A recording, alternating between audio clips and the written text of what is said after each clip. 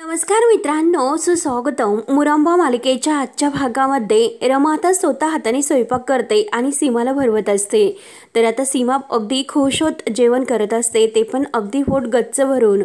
तर पार्वती आजी खुश होऊन म्हणते की सीमा अगं जेव आता पोटभर.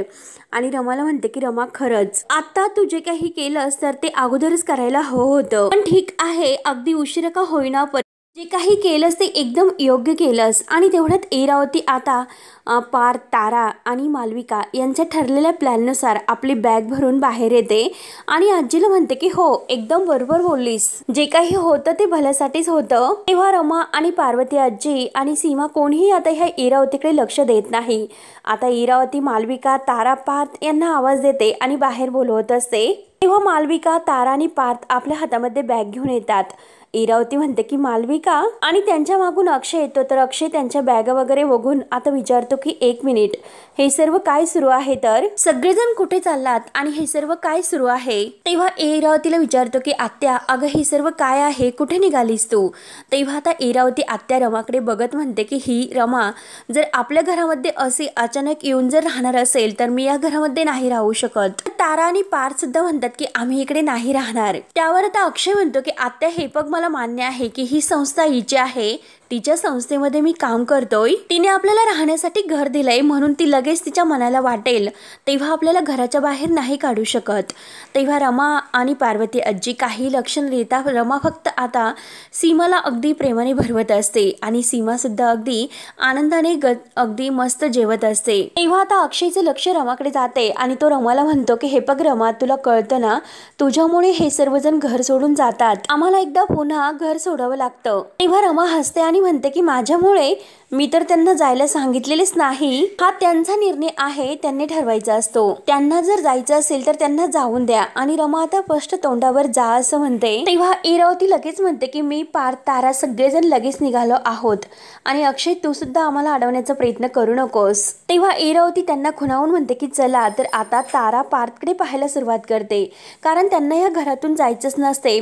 पण इरावतीने जो प्लॅन सांगितलेला आहे त्यासाठी मात्र आता हे सर्व नाटक करत असतात. तर पाराला आणि तारला खूप टेन्शन येते की नक्की खरंच लवकर आपल्याला घरातून बाहेर निघावं लागतं की काय. म्हणून आता आत्या जोरात खोकला लागण्याचं नाटक करते आणि अगदी खोकत खोकत मात्र ती बॅग जवळ येते आणि बॅग घेऊन आता शेवटी ती जाण्याचं नाटक करते. अक्षय लगेच धावतच आता इरावती आत्याजवळ येतो.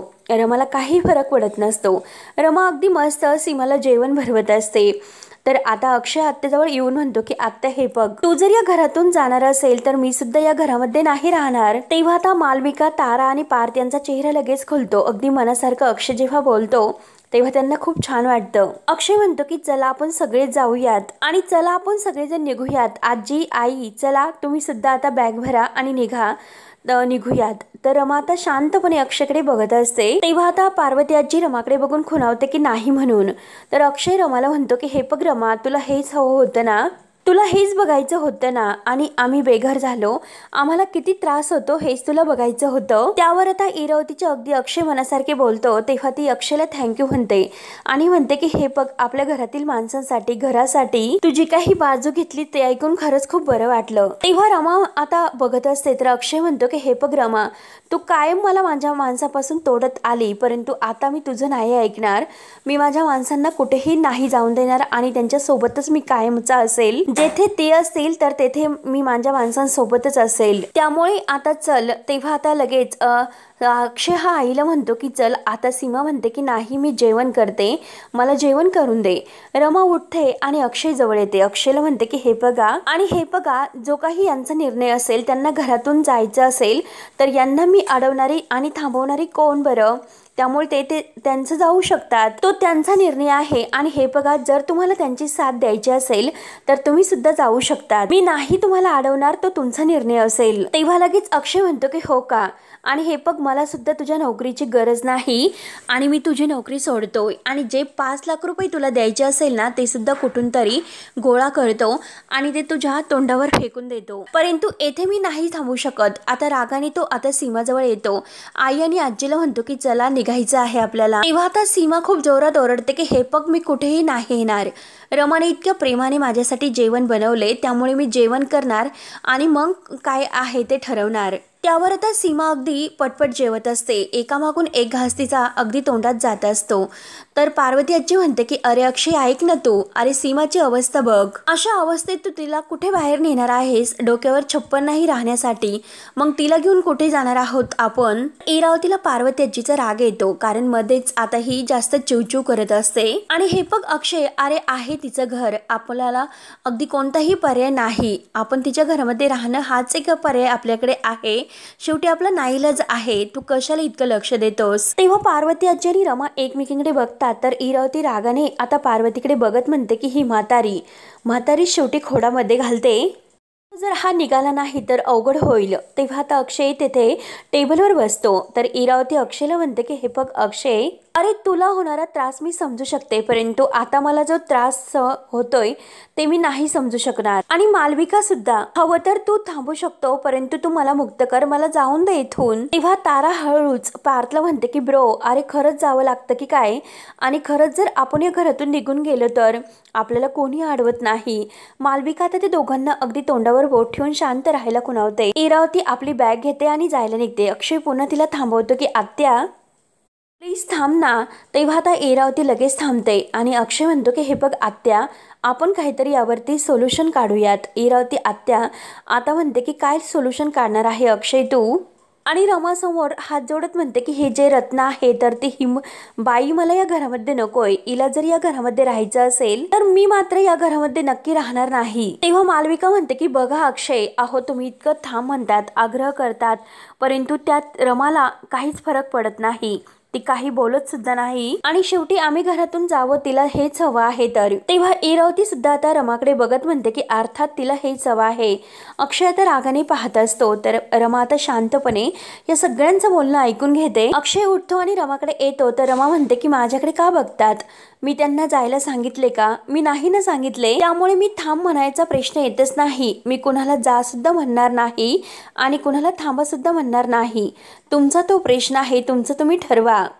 परत रमाचे बोलणे ऐकून इरावती म्हणते की हिला तर हेच हवं आहे, कारण ते तिच्या स्वतःचं घर आहे आणि स्वतःचं घर असल्यामुळे ती तिचंच म्हणणं खरं करून घेत असते. तेव्हा इरावती पार्वती आजीला म्हणत असते की हे बघ, ॲटलिस्ट म्हणजे जी गोष्ट कधी बघायला मिळाली नव्हती आज ती शेवटी बघायला मिळालीच. अगं घरामध्ये वाद सुरू असताना स्वतःच्या पोटच्या पोरीला सुद्धा तू विसरलीस. आणि हे बघ अगं, ते पिलू आरोही ती ट्रिपला गेलेली आहे आणि तिला सुद्धा मी या घरातून घेऊन जाणार आहे. आणि तिला येईपर्यंत, तिला या घरामध्ये आता जोपर्यंत इथे येईल ती ट्रिपवरून, तेव्हा आता मी तिला सोबत घेऊनच जाईल. तोपर्यंत मात्र आता या घरामध्येच मी राहणार आहे, कुठेही नाही जाऊ शकत जोपर्यंत आरोही येत नाही तोपर्यंत. तेव्हा आता सगळेजण शांत होतात. तर आता अक्षय सगळ्यांना, मालविका आणि तारा पार्थ यांना म्हणतो की चला त्या बॅगा घेऊन आपल्या रूममध्ये जा.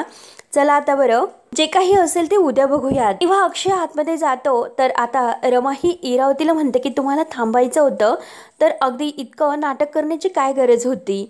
आणि माझ्या आरोहीला का मध्ये घेतलंस? तिला मध्ये घेण्याची गरज नव्हती. आणि हे बघा, तुम्हाला जायचं असेल तर तुम्ही खुशाल जाऊ शकतात, परंतु माझ्या आरोहीला मी तुमच्यासोबत नाही येऊन देणार. तेव्हा आता इरावती हसते आणि म्हणते की रमोकडे, हे बघ आता किती वाजले सांग बरं? 1:11 झालेली आहेत. त्यामुळे बरोबर 12 तासाच्या आतमध्ये उद्या दुपारी आता 1 वाजण्याच्या अगदी 11 सुमारास आरोही आणि बाकीचे घरातील सर्वजण, शेवटी एकतर आम्ही सगळेजण या घरातून बाहेर निघू किंवा तू या घरातून कायमची बाहेर जाशील. रमा म्हणते की ठीक आहे, आणि जर आता मात्र बाकीचे कोणीही तुमच्यासोबत जरीही घरातून बाहेर निघणार नसेल तर मात्र तुम्हाला एकटीला हे घर सोडून जावे लागेल. मंजूर आहे ना तुम्हाला? आणि हे बघा, आरोह येईपर्यंत तुम्ही असेच येथे उभे राहू शकता. तेव्हा इरावती अगदी खुणावून हो म्हणते आणि तू झोपायला जा सुद्धा असं सांगते. त्यानंतर रमा ही सीमाच्या रूममध्ये येते आणि रडत असते. तर सीमा पार्वती आजीला सुद्धा म्हणत असते की बघा ना ती किती रडते आणि अजून किती रडणार आहे.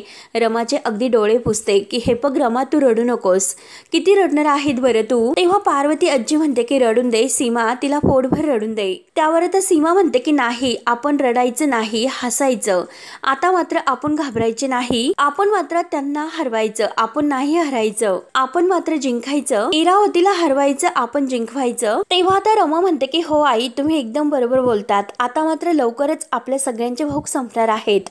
तर पार्वती आजी म्हणते की रमा, हे सर्व तू करणार आहेस. अगं आज तू जे काही केलंस ते एकदम धाडसाचं होतं, कारण इरावतीचा डाव तू तिच्यावरच उलटवला. हे करण्यासाठी सुद्धा अगं रमा हिंमत लागते. त्यावर तर रडतच रमा म्हणते की अजून सुद्धा इरावती आत्या खऱ्या अर्थाने घराच्या बाहेर नाही गेल्यात. आता पार्वती आजी म्हणते की हो रमा, ती घरातून बाहेर नाही जाणार, फक्त ती घरातून बाहेर जाण्याची धमकी आपल्याला देत राहील. शेवटी तिने काही ना काही बहाणा करून तिने अगदी स्वतःला थांबूनच ठेवलं असतं. अगं मी तिची जन्मदाती आई आहे, तिची नसन नस मला अगदी ठाऊक आहे. तर इरावती फक्त जाण्याचं नाटक करते, ती नाही जाऊ शकत. परंतु रमा एक गोष्ट लक्षात घे, इरावतीने कितीही अगदी प्रेशर केलास, कितीही प्लॅन आखले, तरी सुद्धा तू मात्र तिच्यासमोर झुकू नकोस आणि हार मानू नकोस. आणि हे बघ, काही झालं तरी आरोही तुझंच नाव घेणार, कारण तिला सुद्धा तुझ्या सोबतच राहायचं आहे. ती इरावती बरोबर नाही जाऊ शकत. आणि हे बघ रमा, मी आज तुला सांगते की अक्षय आणि आरोही या दोघांचं आयुष्य तुझ्याशिवाय अपूर्ण आहे ग. त्यावर तर रमा खूप रडतच आपले डोळे पुसते आणि म्हणते की तुम्ही म्हणतात अगदी तसेच होऊन द्या. तर पार्वती आजी म्हणते की फक्त एका गोष्टीची काळजी मला लागते, या इरावतीने तुला उद्या आव्हान दिलेलं आहे आणि शेवटी उद्या हा प्रश्न नक्की घरामध्ये उभा राहील. मग अगं रमा, तू काय उत्तर देशील बरं? तेव्हा रमा म्हणते की आई आजी, मी विचार केलेला आहे. असे बोलून ती उठते आणि दरवाजा बंद करून पुन्हा ती सीमा आणि पार्वती आजीजवळ येते. रमा आता सांगायला सुरुवात करते की उद्या मात्र आरोहीची बस 10 वाजेपर्यंत शाळेमध्ये पोहोचणार आहे तर, आणि 10 नंतर सगळे विद्यार्थी आपापल्या घरी जातील. परंतु आता पार्थ मात्र हे जे काही बोलत आहे ते सर्व रेकॉर्डिंग्स मात्र आपल्या मोबाईलमध्ये करून घेत असतो. आरोही नाही जाणार, मी शाळेमध्ये तसं सांगितलेलं आहे अक्षयला निरोप देण्यासाठी की कारण आता स्कूलची जी काही बस आहे ते दुपारी 1 वाजता शाळेमध्ये येणार आहे असं अक्षयला सांगण्यासाठी सांगितले. बस मात्र 10 वाजता येईल. आणि मी साईला सुद्धा तेच सांगितलेलं आहे की आरोहीला 1 वाजेपर्यंत शाळेतच थांबून ठेवायचं. आणि इरावती आत्याने 12 तास दिलेले आहे आणि त्या 12 तासात आरोही जर घरी आली तेव्हा मात्र आता अक्षय घराच्या बाहेर नाही पडू शकत आणि आरोहीला घेतल्याशिवाय अक्षय कुठेही नाही जाऊ शकत. आणि त्या क्षणी मात्र इरावती आत्याला एकटीला बाहेर पडावे लागेल. आता मात्र हे सर्व इरावती आत्या, मालविका या सगळ्यांनी ऐकलेलं असतं, कारण आता हा जो पार्थ आहे तर तो खिडकीमध्ये उभा राहून सगळं काही व्यवस्थित रेकॉर्डिंग करून घेतो. तेव्हा आता हे ऐकून पार्वती आजी खुशत म्हणते की सीमा, अगं आपली रमा खरंच खूप हुशार आहे ना. तेव्हा रमा आणि सीमा खूप हसतात. परंतु आता इकडे इरावती आणि मालविका ह्या सगळ्यांना माहिती होते. तर मालविका म्हणते की खरंच काय ओव्हर कॉन्फिडन्स आहे ह्या बाईचा, आपण समजतो तसे 2 पाऊल ही बाई पुढे आहे. मग आता इरावती मॅम, तुम्हीच सांगा की आपण काय करायचं बरं? आपल्याकडे फक्त आजची रात्र आणि उद्याचा दिवस इतकाच वेळ आहे, तर त्या अगोदर जर आपण काही केलं नाही तर ही रमा आपला पत्ता कट करेल आणि आपण अक्षयच्या त्या बॅड बुक्स मध्ये येऊ आणि आपला खेळ संपण्याच्या अगोदरच संपून जाईल. तेव्हा मात्र आता तारा म्हणते की नाही, कारण मी त्या अगोदरच मामाला सांगते की ही बाई काहीतरी आता प्लॅनिंग करते आणि आपली पोल खोलते. त्यामुळे मात्र आपण हे जग जे काही आहे तर तिच्या अगोदरच, तिला हे सर्व करण्या अगोदरच तिची पोल अगदी खोलूयात आणि तिचा पत्ता कट करूयात. तर ताराचे हे बोलणे ऐकून इरावती म्हणते की जर आपण डायरेक्ट अक्षयला हे सर्व सांगितले तर काय होईल? आपले जे काही प्लॅन आहे तर तो अक्षय समोर शेवटी येईलच, कारण अक्षयला देण्यासाठी आणि सांगण्यासाठी काहीतरी प्रूफ तर आपल्याकडे पाहिजे. आणि डायरेक्ट मात्र उघडपणे अक्षयला हे सर्व सांगितले तर रमा ही अगदी सावध होईल आणि त्या आरोहीला मात्र ती दुसरीकडे कुठेतरी लपवेल. आणि हे बघा, अक्षयला आता सांगावं तर लागेल, परंतु अशा पद्धतीने अक्षयला नाही सांगता येणार. आणि रमाने जे जाळं आपल्यासाठी आखलेलं आहे, विणलेलं आहे, तर ते मात्र तिच्यावरच उलटेल, तिचाच पाय त्याच्यामध्ये अडकेल आणि जाळ हे तिच्या भोवती. तर मालविका म्हणते की 1 मिनिट, म्हणजे ही चांगली गोष्ट आहे की अक्षयला जर कळाले तर हे सगळं आता, म्हणजे त्याला जर कळाले तर तो नक्की रमावर चिडेल, त्याचा तिच्यावरचा विश्वास सोडून जाईल, ही साधी गोष्ट आहे. तर इरावती आता हसते आणि म्हणते की हो, अक्षयला तर कळायला हवे, परंतु तिचा प्लॅन तिच्यावरच उलटायला हवा. मात्र इरावती म्हणते की आपण असा भडका पाडायचा की अक्षयने डायरेक्ट रमावरती फुली मारली पाहिजे. तेव्हा आता तारा विचारते की 1 मिनिट ग्रॅमी, अगं हे तू जे काही सांगते ते एकदम बरोबर आहे, परंतु आपण मात्र हे सगळं कसं करायचं आहे बरं? मला सगळं काही अगदी व्यवस्थित नीट सांग. तेव्हा आता इरावती त्यांचा पुढचा प्लॅन जो काही आहे ते सगळं काही आता सांगत असते. त्यानंतर मात्र आता मालविका आणि ह्या सगळ्याजणी मात्र आता इरावतीने सांगितलेला प्लॅन अगदी व्यवस्थित लक्षात घेतात. त्यावर आता इरावतीचा प्लॅन ऐकून अगदी तारा, पार्थ हे सगळेजण खुश होतात. तारा म्हणते की खरंच ग्रॅमी, एकदम ग्रेट असा तुझा हा प्लॅन आहे. आणि जर मात्र अक्षय मामाला हे सर्व कळाले तर मात्र अक्षय मामाने जर जोरात भडका उठवला तर मात्र तुझा प्लॅन सक्सेस होईलच। तेव्हा आता मालविका म्हणते की मॅम म्हणजे आपण उद्या सकाळी जाऊन आता मात्र तेव्हा आता इरावती लगेच म्हणते की अगं मालविका तू कुठेही जायचं नाही, आपण अक्षयला याबद्दल काहीही कळून द्यायचं नाही आणि हे बघ आपलं सगळं काही अगदी नॅचरल वाटायला हवंय, आपला म्हणजे आपण या सगळ्यामध्ये आहोत, आपला कुठेही संबंध दिसायला नकोय, आपल्यावर संशय यायला नकोय, आपण फक्त मजा बघत राहायची आणि आपण हे सगळं काही केलेलं आहे आणि घडून आणलेले आहे हे आपण मात्र सगळ्यांच्या समोर यायला नकोय। आणि हे बघा जर आपल्या यामध्ये संबंध आहे हे अक्षयला किंवा रमाला जर समजले तर मात्र काय होईल आणि हे जे काही करणार आहे ते शेवटी मीच करणार आहे, तर पण ते कसं करणार तो प्लॅन सुद्धा माझ्या डोक्यामध्ये रेडी आहे, परंतु हे सर्व कसं होणार। रमा ह्या पटावर म्हणजे आता बुद्धिबळाच्या पटावर अगदी राजा बनवायला पाहत असेल, परंतु तिला माहिती नाही की मी तिला हे सर्व नाही करून देणार। तिला अडवण्यासाठी एक नाही, दोन नाही, तीन नाही तर खूप असे घोडे आहेत। त्यानंतर आता अक्षय हा सकाळी सकाळी आता कामावर जायला निघलेला असतो आणि तो तयार होत असतो। तर आता अक्षय साठी मात्र रमा ही कॉफी घेऊन येते आणि अक्षयला म्हणते की कॉफी। तेव्हा आता अक्षय म्हणतो की कॉफी, आणि तुम्ही माझ्यासाठी कॉफी का आणलीस। रोज मालविका कॉफी देत असते, मग मालविका कुठे आहे। तेव्हा आता रमा म्हणते की सॉरी बर का, आज मी तुमच्यासाठी कॉफी आणली, म्हणून तुम्हाला काही अडचण आहे का। आता अक्षय म्हणतो की अडचण कसली, अहो कारण हे तुमचंच घर आहे आणि तुम्हाला येथे अडचण निर्माण करून काय करायचं असेल, आणि मी तरी म्हणणारा कोण तुम्हाला काही, कारण दुसरा कोणताही पर्याय आमच्याकडे नाही, आम्ही तुमच्या इथे काम करणारे वर्कर आहोत। तेव्हा आता रमा अक्षयला बोलून न देता लगेच कॉफी हातात देते। तेव्हा अक्षय कॉफीचा कप हातात घेतो आणि म्हणतो की आम्ही तुमचे नोकर आहोत, शेवटी तुम्ही कॉफी आणली तर आम्हाला प्यावीच लागेल, अगदी तुम्ही सांगताल तसं आम्हाला वागावं तर लागेलच। आणि काल तर तुम्ही म्हणालात की माय होम माय रूल्स, त्यामुळे तुमचे रूल्स तर फॉलो करावे लागतील, आणि जर तुमचे रूल्स फॉलो नाही केले तर उद्या तुम्ही आमच्यावर काहीतरी नवीन बॉम्ब फोडतान, आम्हाला त्रास देतान, काही असे आरोप आमच्यावर होतील। पण अक्षय तसेच गरम कॉफी प्यायला जातो तर रमा त्याला म्हणते की हळूच, गरम आहे कॉफी। अक्षयला चटका बसतो तर रमाला वाईट वाटतं आणि समोर मात्र रमाला टॉवेल बेडवर पडलेला दिसतो। रमा म्हणते की टॉवेल, तर अक्षय लगेच उठतो आणि म्हणतो की काही गरज नाही, असंच राहून दे, एकतर बेडवर राहीन आणि तो माझा टॉवेल आहे तर मी बघेल त्या टॉवेलचं काय करायचं ते। आणि हे बघा मी तुमच्या हात जोडून पाया पडतो की आम्हाला म्हणजे तुम्हाला शिकवण्याची काही गरज नाही। रमा म्हणते की अहो तेच तर म्हणते, तुम्हाला शिकवण्याची काय गरज आहे बरं, अहो ही शिकवण्याची गरज तरी काय आहे, बेसिक गोष्टी आहेत त्या। तेव्हा अक्षय पुन्हा चिडतो। अक्षय म्हणतो की हे बघा अहो नका सांगू, समोरच्या माणसाला दिसलं की लगेच शिकवले आणि लगेच शिकवतात, त्यामुळे आम्हाला प्लीज काही शिकू नका, आम्हाला समजते की आम्ही नक्की काय करायचं आहे ते। इरावती आत्ता ह्या दोघांमधील जे भांडण होत आहे तर ते अगदी कान देऊन ऐकत असते आणि तिला खूप आनंदात होत असतो। तर अक्षय म्हणत असतो की तसंही आरोही यायचा अगदी म्हणजे वेळ आहे, आणि तसंही आरोही आल्यानंतर आता आम्ही लगेच इथून जाणार तर आहोतच, एकदा की आम्ही इथून गेलो तर याच घरामध्ये तुम्ही संस्कार वर्ग उघडा आणि वर्कशॉप घ्या सगळ्यांची, सकाळी किती वाजता उठायचं, किती वाजता जेवावे, किती वाजता उठावे, असे आता अक्षय अगदी बडबड करत असतो। रमा आता म्हणते की काय तुमचं अगदी फायनल झालेलं आहे, कारण इरावती आत्यांबरोबर तुम्ही जाणार आहात हे तुमचं ठरलेलं आहे का। त्यावर अक्षय रागानेच म्हणतो की कालच मी तुम्हाला सांगितले की जेथे माझी माणसं असतील तेथे मीच त्यांच्या सोबत असेल, कारण हे कसं आहे की हे जे काही कॉफी वगैरे टॉवेल वगैरे त्यामुळे माझी काळजी असल्यासारखं तुम्ही मला दाखवू नका, तुमचं हे वागणं मला खरंच कळत नाही, कधी अशा वागतात कधी तशा वागतात। रमा म्हणते की हो तुम्हाला लवकरच कळेल, फक्त मी तुम्हाला काय सांगते ते ऐकून घ्या।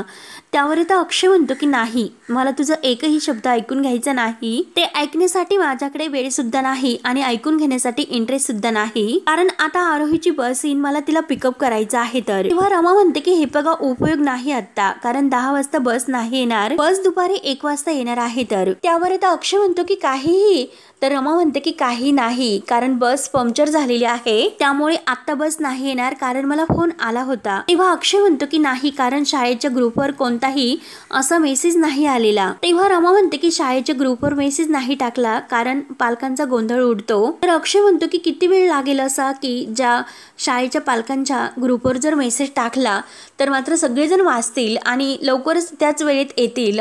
तेव्हा आता रमा म्हणते की शाळेच्या जर त्या ग्रुपवर मेसेज टाकला तर मात्र सगळेजण एकदाच मेसेज करतील आणि सगळं गोंधळ निर्माण होईल आणि सगळं भडका उडणार। त्यामुळे कन्फ्युजन व्हायला नकोय म्हणून पर्सनली कॉल करून अगदी सगळ्यांना शाळेने सांगितलेलं आहे। तर त्यावर आता अक्षय म्हणतो की हे बघा, मला काहीही मेसेज किंवा फोन कुणाचा आतापर्यंत नाही आलेला। तेव्हा रमा रागाने म्हणते की मला आलेला आहे, कारण मी ट्रस्टी आहे शाळेची। आणि रमा आता बाहेर यायला निघते तर इरावती लगेच पुन्हा आपल्या रूम मध्ये जाण्याचं नाटक करते। रमा थोडीशी तिथे थांबते आणि मनात म्हणते की नशीब एकतरी माझं काम झालेलं आहे। आणि परत मनात म्हणते की सॉरी बर का, कारण मी तुमच्याशी खोटं बोलले म्हणून। आणि जर यातून एखादी चांगली गोष्ट होणार असेल तर देव नक्की माफ करतो खोटं बोललं तरी। तेव्हा रमा आता तेथून बाहेर निघून जाते, परंतु इरावती आत्या लगेच समोर येते आणि रमाकडे बघून हसते आणि मनात म्हणते की खरंच बिचारी स्वतःच्याच प्लॅन मध्ये आता स्वतः अडकणार आहे। तर म्हणून इरावती खूप खुश होते। तर मित्रांनो, हा भाग येथे संपतो। पुढील भागामध्ये रमाच्या मोबाईलवरून आता गोलूच्या आईवडिलांना एक असा मेसेज पाठवायचा आहे असे आता इरावती आत्या पार्थला सांगत असते। आणि पार्थ मात्र आता ते आपल्या लॅपटॉपमध्ये सगळं काही करत असतो। तेव्हा आता पार्थ म्हणतो की आरोही गेली गोलू बरोबर महाबळेश्वरला आणि हे सगळं रमाने सांगितले। त्यानंतर मात्र आता साई आणि अक्षय मात्र वाट पाहत असतात आणि तेवढ्यात आता साईच्या मोबाईलवर फोन येतो। आता मात्र रमा ही अगदी साईवर म्हणजे बोलणार, तोच लगेच आता अक्षय साईच्या हातातील मोबाईल हिसकावून घेतो। कुणाचा फोन आहे असे म्हणून त्याने फोन स्पीकरवर टाकलेला असतो। आता रमा म्हणते की हे हॅलो अक्षय इथेच आहेत ना? आणि साई मी रमा बोलते आणि तुम्ही आता अक्षयला थांबून ठेवलेला आहे ना की आरोही 1 वाजता शाळेतून येणार आहे म्हणून बसमधून, आणि साईचा फोन तुम्ही स्विच ऑफ केलेला आहे ना? तेव्हा अक्षय लगेच म्हणतो की हा सर्व काय प्रकार आहे, माझ्या मुलीला कुठे तुम्ही थांबून ठेवलेला आहे? तर रमा आता हे सर्व ऐकते। तेव्हा आता अक्षय हा म्हणतो की हे बघ साई, जर माझ्या मुलीच्या केसाला जरी धक्का लागला तर मी तुला तर नाही सोडणार आणि दुसऱ्या कुणाला सुद्धा नाही सोडणार। तेव्हा आता रमा सुद्धा हे सर्व ऐकते आणि आता रमाचा जो काही प्लॅन आहे तर तो पूर्णपणे ह्या इरावतीमुळे फसलेला असतो। कारण आता सगळीकडे मेसेज करून मात्र आता ह्या इरावतीने अगदी बरोबर प्लॅन आखलेला असतो। तेव्हा रमा यातून सुद्धा इरावतीला कसा धडा शिकवते हे पाहण्यासाठी आपल्या चॅनलला नक्की सबस्क्राईब करत राहा। धन्यवाद।